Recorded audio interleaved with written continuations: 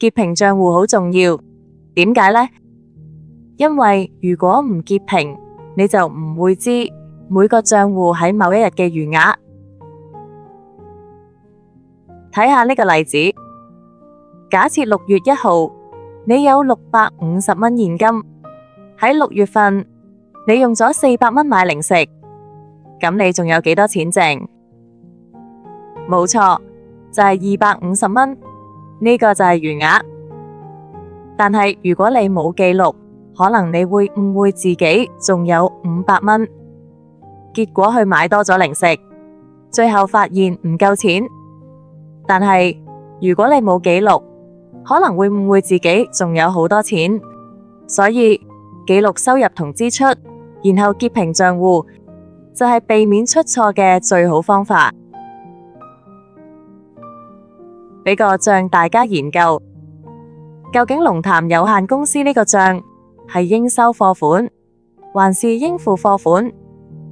我哋可以通過以下幾個方法去分析，從而判斷呢個賬戶屬於邊一類。首先，呢個賬嘅第一筆交易係喺借方 20X6 年3月1日銷貨14000蚊。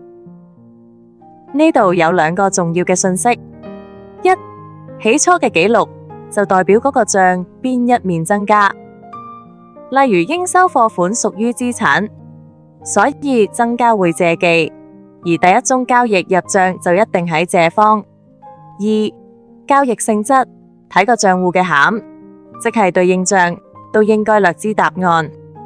喺龍潭有限公司賬內所顯示嘅都係與銷售有關，如銷貨、銷貨退回。明顯龍潭有限公司就係公司嘅應收貨款。總結嚟講，我哋可以通過以下兩個提示嚟確認呢一個賬係應收貨款定應付貨款。一、首次交易係借記定貸記。二、對應入賬。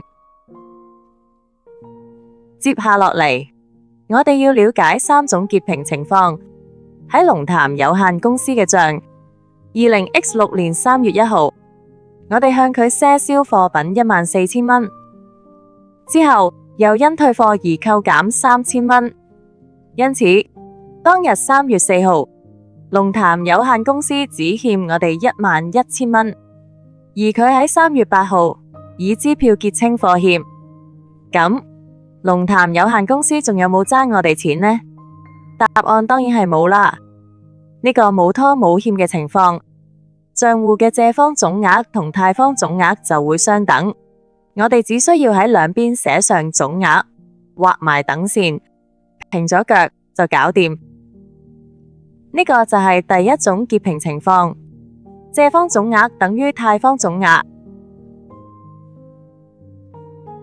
而家睇下第二個情況，記唔記得點樣分辨呢一個賬係咪應收貨款定應付貨款呢？喺月尾3月31號，月滿公司爭我哋幾多錢呢？因為借方總額同貸方總額唔一樣，所以我哋結平嗰陣時就揾出最大嗰個金額先。因為月滿公司係應收貨款，所以借方總額25000一定大過貸方總額21000。因此平腳嗰陣時，第一個步驟就係將最大嗰個額寫落去兩邊嘅腳，即總額嗰個位。跟住喺貸方攝翻個結餘落去，即25000減去貸方總額嘅21000，等於4000，代表月滿公司喺3月31號仍欠公司4000蚊。喺月尾結平嗰日寫上結餘轉下4000，跟住將呢一筆欠款帶落去下一個月，所以喺4月1號乘上結餘4000。請緊記，因為月滿公司係應收貨款，借方總額理應大過貸方總額，所以結餘一般都會係帶落去借方，而4月1號嘅4000蚊稱為借方結餘。而家睇下第三種情況，好明顯根據頭先講解嘅分析方法，恐龍公司屬於應付貨款，因此貸方總額一般都應該大過借方總額，所以3月31號嘅結餘就會咁樣寫法，代表我哋欠恐龍公司27000元，個係貸方結餘，代表上一個月貸方總額大過借方總額。通常題目會咁樣問：6月1號現金、銀行存款同資本賬結餘分別係650蚊、13000蚊同13650蚊。咁點樣開設呢3個賬呢？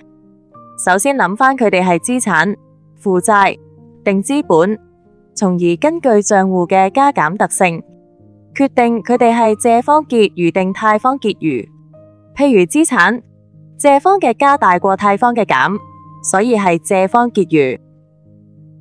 大家檢查答案，睇下啱唔啱。